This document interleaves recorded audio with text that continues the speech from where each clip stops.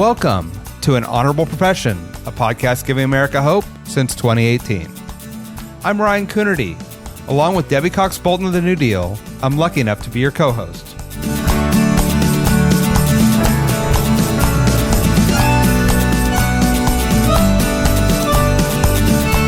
An Honorable Profession is a New Deal Leaders podcast. The New Deal is an organization that supports the next generation of American leaders. From attorneys generals, to state senators, to mayors, to school board members, these are the people that are pushing policies and politics that will respond to climate change, rebuild our economy, address racial injustice, and restore our democracy. These are incredibly talented people who have dedicated themselves to public service when their country and their communities needed it the most. Check out newdealleaders.org to see what I'm talking about. Today, I talk with Maryland State Senator Will Smith. Will is the personification of service. He's not only a practicing attorney, a state senator leading efforts on parole, immigration, and education reform, but he's also active in the Navy Reserve as an intelligence officer, including a deployment to Afghanistan.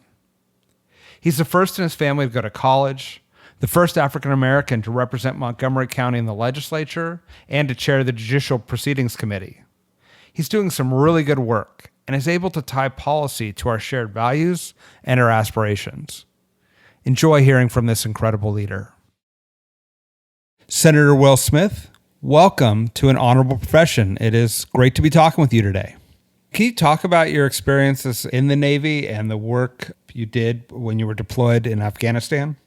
So I'm a reservist assigned to the Pentagon. I was in the midst of a legislative session when I got called up to deploy to Afghanistan.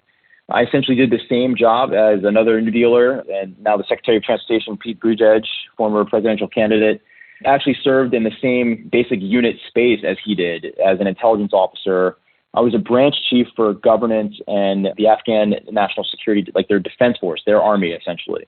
And I reported directly to the commander of Afghan forces in Afghanistan. And that was just an invaluable experience to understand not only how military operations work, but also how fledgling governments overseas. I mean, literally, I was there for only the fourth presidential election, Democratic presidential election in their history.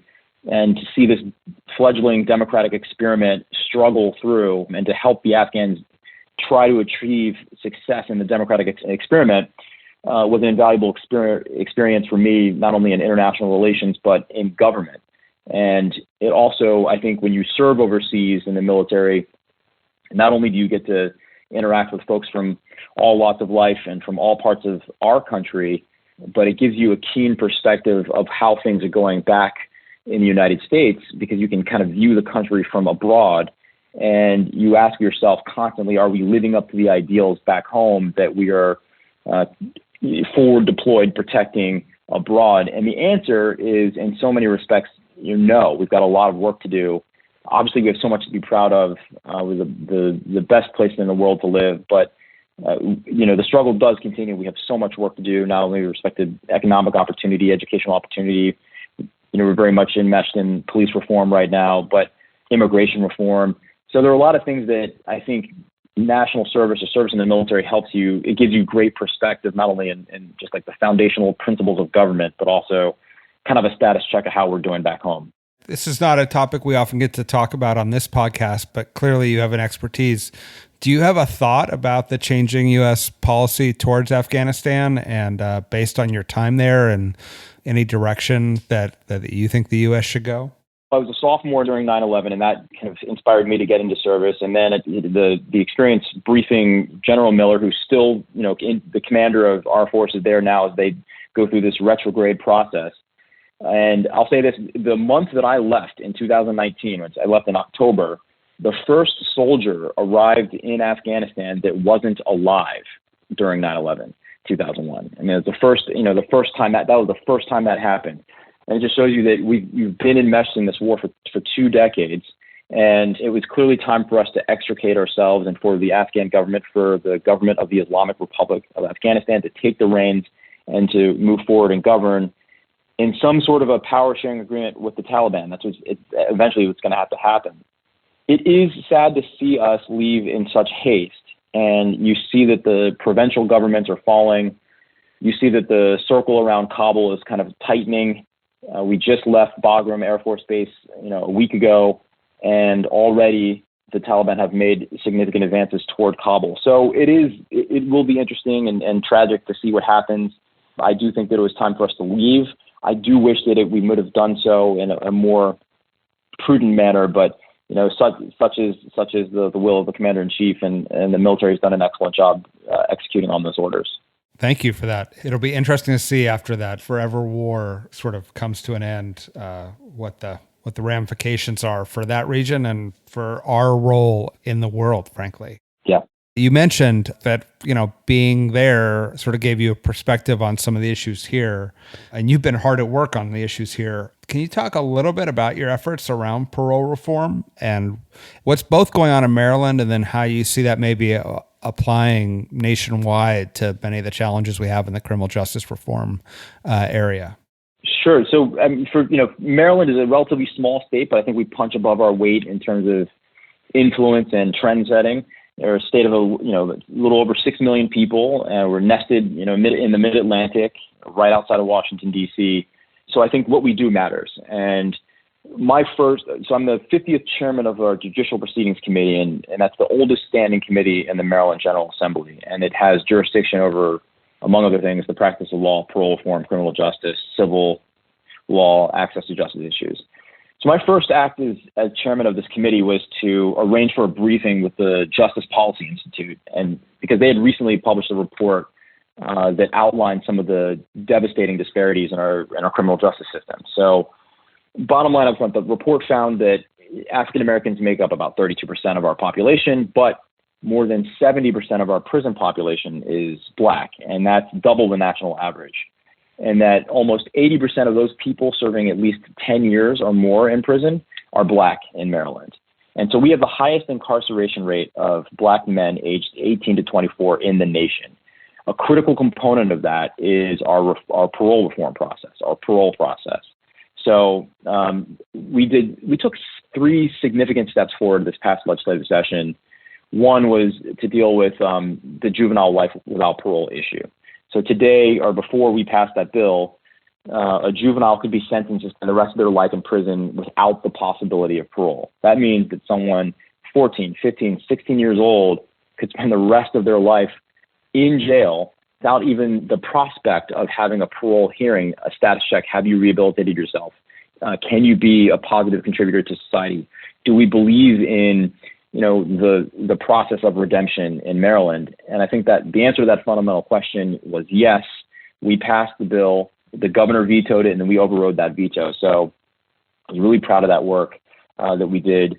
Another thing is we took the governor out of the parole process, and Maryland is only one of 3 states that grants the governor the sole authority to make the decision as to whether someone should leave parole or stay in prison, incarcerated. We're only one of 3 states. So as a somewhat of our so-called progressive state, we still count ourselves among those 3 states. This year, we took the governor out of that process and left that work to the capable and able hands of the Parole Commission. 10 commissioners who are well-trained and steeped in these issues make the decision as to whether someone should be out on parole or not. And, that's another thing that we moved forward within Maryland after languishing for decades. And finally, we did something that we finally put into place, an exoneree compensation framework for those wrongfully convicted people in Maryland. Sometimes folks have spent 20 years in prison. They didn't really have a mechanism to be compensated for the time that they spent behind bars, wrongfully convicted. We put into place working with the Innocence Project, and we made that happen this year as well. So I'm really proud of those 3 advances we made in the Judicial Proceedings Committee in the Maryland Senate this year. As you mentioned, traditionally Maryland is a blue state, but you have a Republican governor. How bipartisan were these efforts, and what did it take to sort of get these initiatives across the finish line legislatively? That's a good question. So, look, yeah, you're right. Maryland is considered to be a blue state, but in the last 3 gubernatorial contests, we've had 2 Republican governors. So it shows you that maybe we aren't as blue as we think we are. And out of our 8 members of the congressional delegation, 7 are Democrats, 1 is a Republican. So two of those issues were along strict partisan lines, and one was bipartisan. The exoneree compensation, which is, I think, once you get the details and the mechanisms, sussed out, it's a non-controversial issue. Everyone believes that someone who's wrongfully convicted should be compensated. That was a bipartisan effort. The governor signed the bill. The governor out of parole issue, the depoliticizing parole, and the Juvenile Restoration Act, ending the practice of juvenile life without parole, those were essentially on strict partisan lines. Only one Republican came with us, and that was a senator by the name of Chris West from Baltimore County. He's a Republican, but somewhat of a moderate, and he came along with us. But the governor vetoed both of those bills, and we had to override them. And that just, I think, you kind of pinpointed an issue on so much of the progressive issues and policies that we'd like to push forward in the legislature, police reform among them, that we really don't have a partner in government. The governor has vetoed a lot of our critical measures with respect to, the parole reform, police reform, record level investment in education. And that shows us that, we do need and would like to have a partner in government, someone that can work with us in the legislature to get some of these desperately needed policies through the legislature. And this is in a more acute conversation because we're in the midst of a gubernatorial primary where we've got 7 candidates that have already announced on the Democratic side, all of whom have progressive track records and who would be great partners with us in the legislature.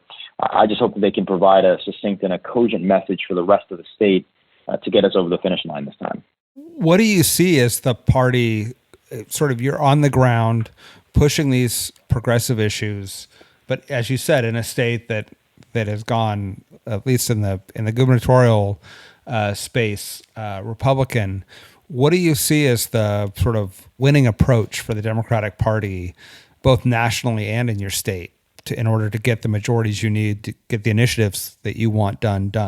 I think you saw some of that success with President Biden and Vice President Harris.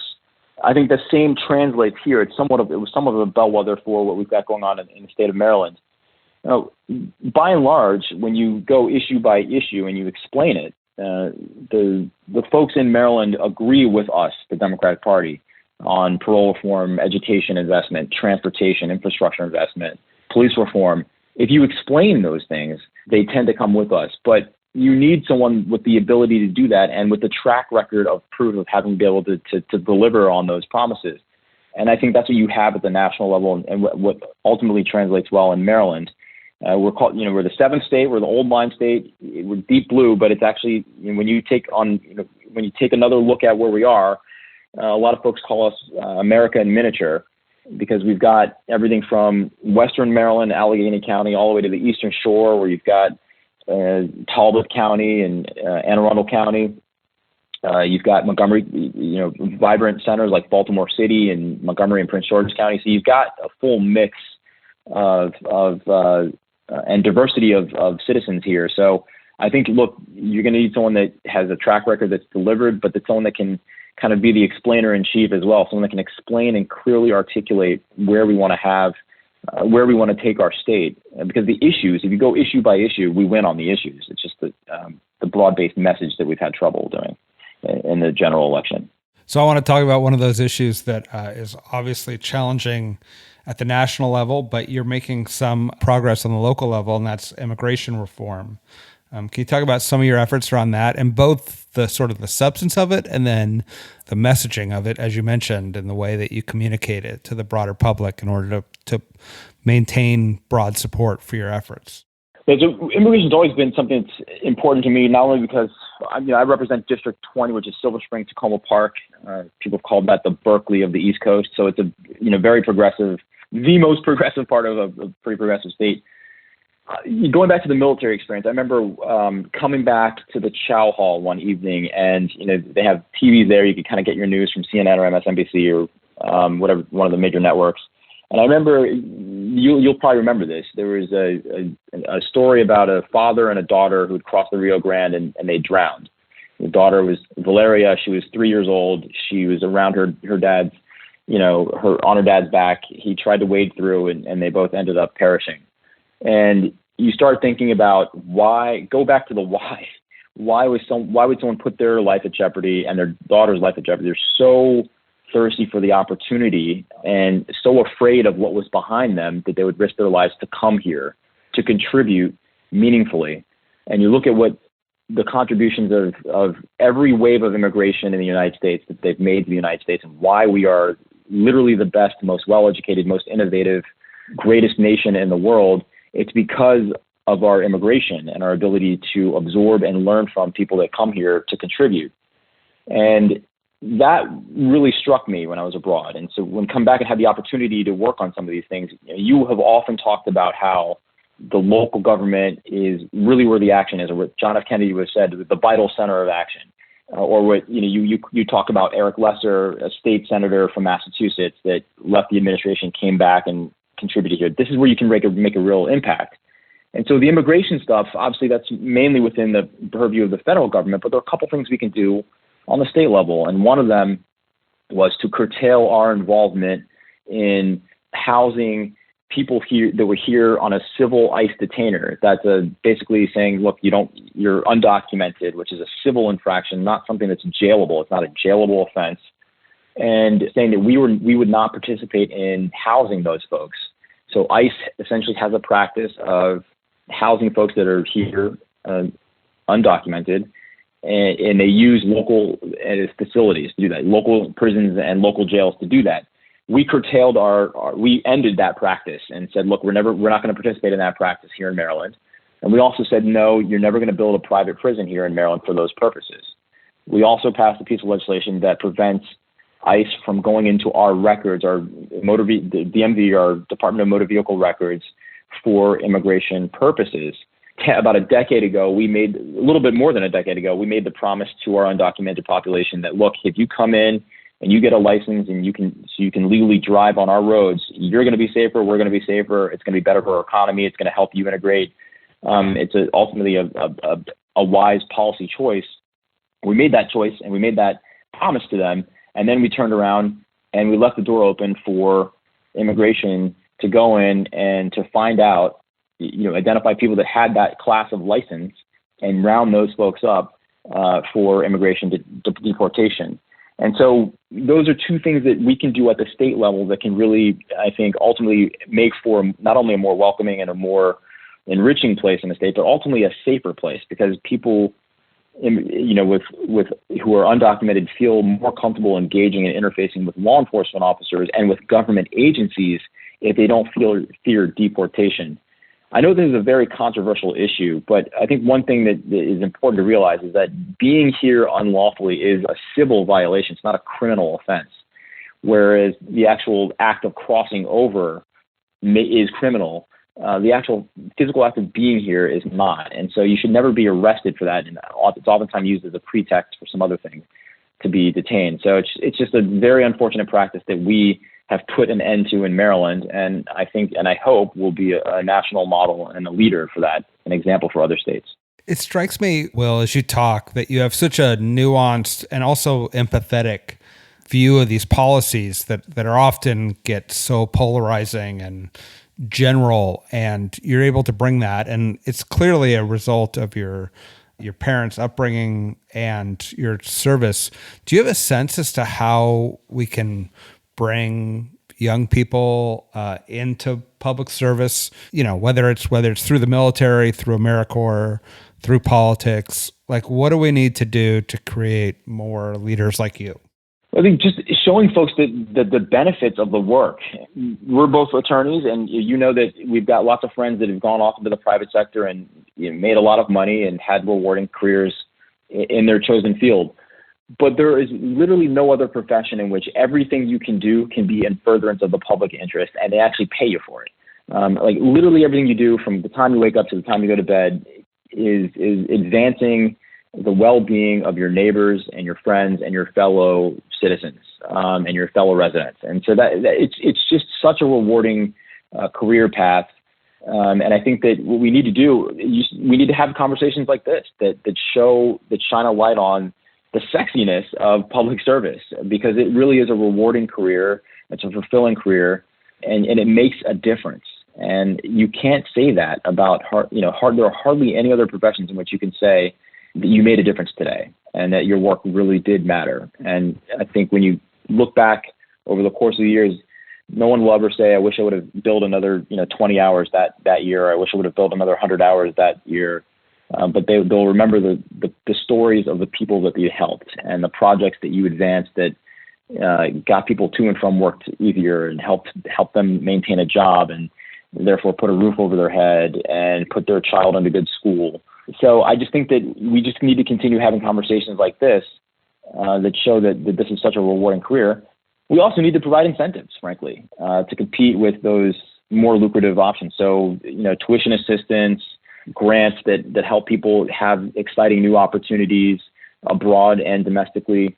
We do need to put our back into public service, and we do need to make it a competitive field for folks to get into, because there are stark realities that folks do have financial needs and financial dreams that sometimes they can't accomplish if they go into a public service career. Yeah, I completely agree on all those points. It's a unique way to get to serve, but also live your life. But there needs to be that institutional support. Can I ask, sort of following up on that, you're the first African American to represent Montgomery County in the state Senate in a time when there are rightfully so many protests and questions about the system. You're working from within the system to make change. How do you speak to young Black students or activists about your role and why you've chosen to work sort of inside the system instead of outside of it? Well, I think, yes, there are several ways you can make an impact. You can, obviously you can be an activist. You can be someone that works in a think tank and provides policymakers with the guidance that you need. But again, the vital center of action is from within the system, and you've got to be at the table to help guide those decisions and kind of that path forward and that destiny. And I think that if you were to, I always use the vignette, of police reform. We in Maryland here, we passed the most comprehensive and consequential police reform ever in Maryland. I think that'll serve as a national model as we go forward. That doesn't mean that our work is done. It just means that we should capture some of these lessons and apply them to the challenges that we have before us. But I use the police reform as an example. I think of when you go look at what we did, and you think of the moment that we're in right now, and you think about go all the way back to George Stinney, who was the youngest person with an actual birth date to be put to death in the electric chair, young Black boy, 14 years old. You go to the 1916 lynching of Jesse Washington. People think about that image of Black men hanged from a tree and people having picnics and taking pictures and smiling and almost like a social gathering around it. It's a very troubling image. You think of Emmett Till, whose mother had the presence of mind to leave that coffin open so that the world could see what happened. The Edmund Pettus Bridge, and then the murder of George Floyd. All of these images were captured by the media of the day, and they served as a catalyst for systemic and broad-based change, because people who normally could walk about their lives willfully blind to the plight of their neighbor, their Black and brown neighbor, throughout society, could no longer afford to and could simply no longer ignore that plight anymore when those images rose up to the national and international psyche. And we use that as a catalyst for change. And George Floyd, from George Stinney to George Floyd, here in Maryland, we use that as a catalyst for change and to keep that conversation going. I think that's an important conversation for us to have as African American leaders and elected officials, to have to younger folks that are coming up and may be interested in politics, that you have to have that understanding of history, and you are in a unique position. You can put yourself in a unique position to help and to pull on some levers that you wouldn't have on the outside to make that change. And I think the police reform package and that story, that through line from George Stinney to George Floyd, I think is exemplary of the change and the history that we can make if you are within the system. And that's essentially what I've tried to tell folks when I've been talking to folks, mostly on Zoom these days, but more and more in person. But that's the type of thing I've been trying to tell people that are coming up and interested in politics. And I appreciate that. And I think in your policy making and your public statements, you've done a great job of tying educational investment to systemic reform and better criminal justice outcomes. Can you talk about some of your efforts to tie education and educational funding into your overall reform efforts? Sure. That goes back to our partnership in government. This year, we passed something called the Kerwin Initiative, and that's basically the most broad and significant investment in our public school education system in our state's history. And I'll kind of crib from another New Dealer, our Senate President, Bill Ferguson. He always talks about the educational inequities, and I'll just rattle off some of the things that he talks about that I've kind of taken and adopted as part of my own. He talks about how, look, 1/4 of Maryland high school students don't attain a BA or an AA or a marketable skills-based credential within 6 years of graduating. And then you look at the job creation in Maryland, which is good, but 2 of those 3 jobs that are created require that BA, that AA, or that marketable skills-based credential. So if you look at what our economy looks like, again, I'll crib from an economist, Tom Goodwin, who's been quoted by Fareed Zakaria and some other folks lately. It talks about the state of our economy. And if you look at the world's largest taxi company, for instance, it's Uber. They own no vehicles.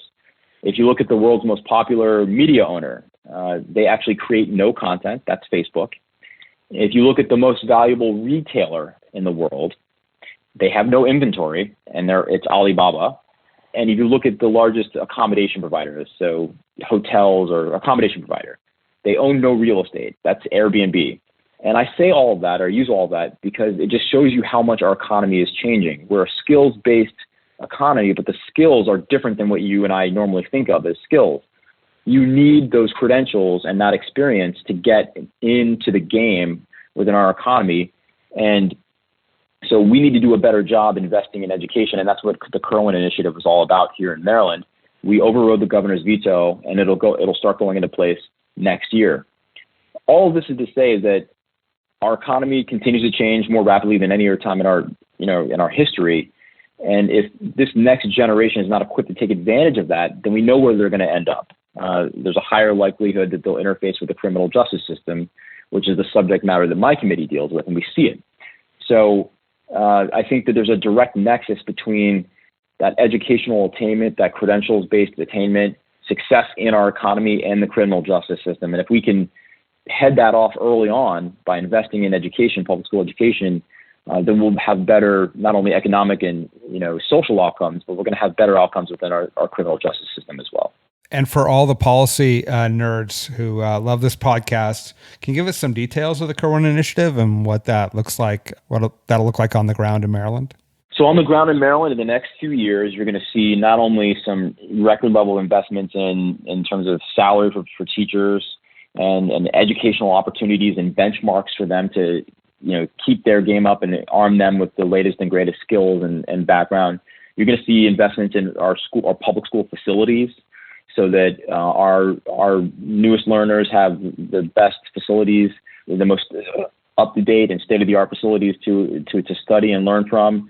You're going to see investments in adjustments in curriculum and availability of curriculum, so that our students can not only that are excelling can continue to excel and have that rich curriculum available for them, so that they can be competitive as they apply for schools and for vocational programs moving forward.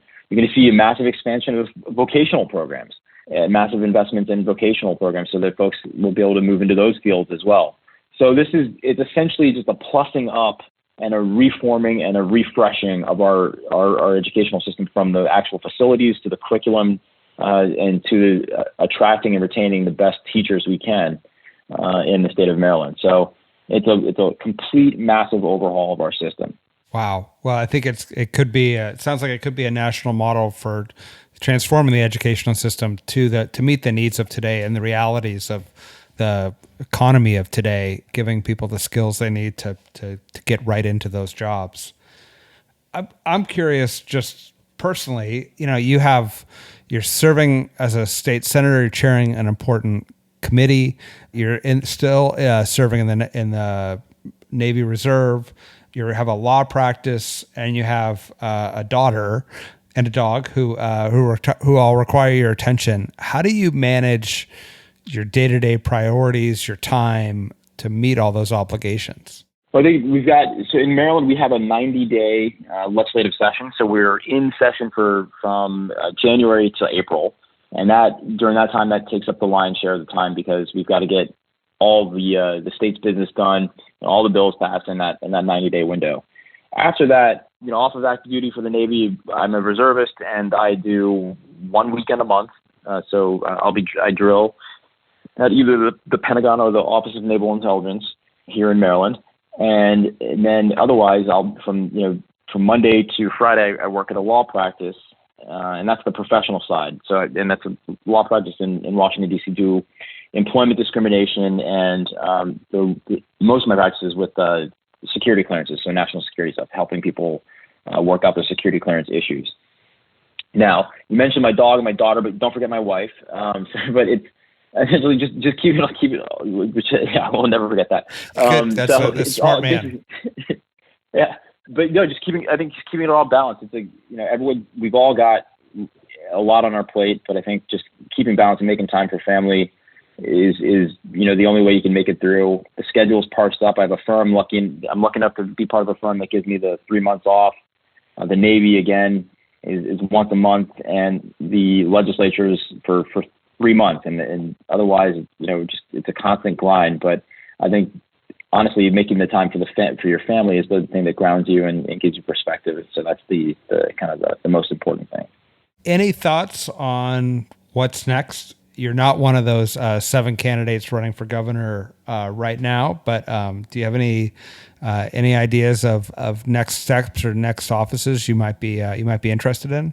Yeah, I really I love the state Senate. It's a real honor it's just like a precious privilege to represent District 20 in the state Senate.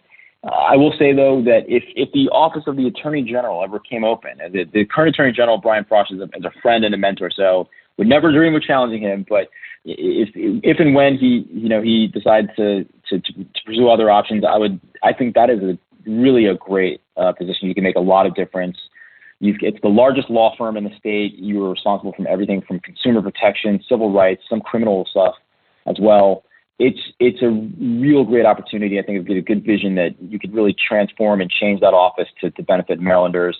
Environmental protection, you get to get your hands in almost every aspect of the policymaking kind of sphere here. So it would be a great position to make a lot of difference from. And if that ever came up, I think I'd take a hard look at that. Well, I appreciate that. I think it'd be a benefit not only to the people of Maryland, but also to the rest of the country to have you continue your tremendous leadership. I really appreciate you taking the time to join us today and really share your inspiring story of what a life dedicated to service looks like. And we're all grateful to have you in the New Deal and look forward to seeing you in person, hopefully sometime soon, the next New Deal event or before. Well, Ryan, thanks a lot. This has been a real privilege, and the feeling's mutual. Really, really happy and honored to be here. So thank you so much. Thank you. Have a great day. Thank you, too. Thanks for listening to An Honorable Profession. Please subscribe to hear more amazing leaders and keep asking your elected officials to be honorable. Boots Road Group produces podcast. I'm Ryan Coonerty, and because we keep things honorable, no tax dollars were used in the making of this podcast.